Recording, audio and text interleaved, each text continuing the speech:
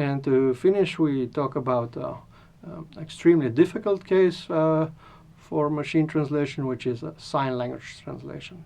For instance, if we want to translate from, let's say, Flemish Sign Language into Dutch, then we start off with sign. We assume a video, and the difference with regular translation is in regular translation we start off with text, and now we start off with video. We cannot convert this video into text, such like we would do with speech.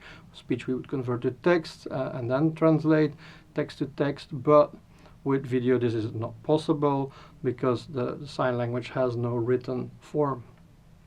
And so we use video as input, and we have to recognize the hand shapes, the mouthing, the posture, the frowning, and all the points, the key points in the body.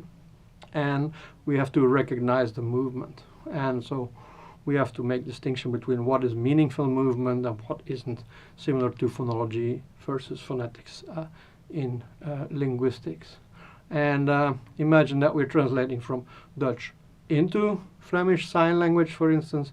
Then we have to generate commands for avatar control, and this avatar needs to be acceptable for the deaf community. So we need to be sure that the deaf community is not offended or don't think that the avatar is ugly or uncanny.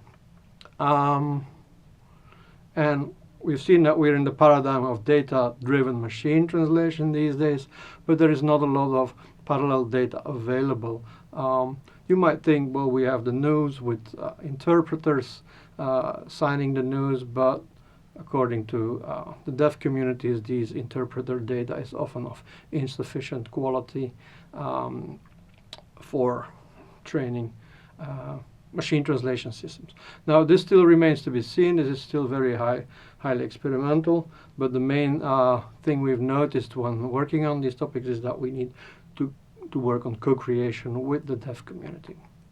And what does this imply? Well, we need to communicate with deaf community. We need to involve deaf people in our projects, and so we are always discussing on what's the quality of the sign language that we have available in our data sets, what's the quality of the sign language in the system, and where can we see acceptable use cases for deaf people. Deaf people do not want their interpreters replaced by machines. They just want access to machine translation in those cases where right now there is no interpreter. For instance, in the railway station when the train changes track, or when you're at the reception of a hotel and you need to check in and get your room number and things like that.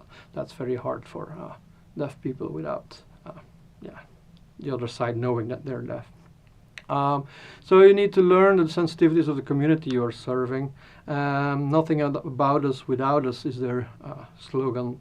And so we need to involve the community in our research and not use them as objects of our research. And we need to use the technology to solve their real world issues without creating new ones, such as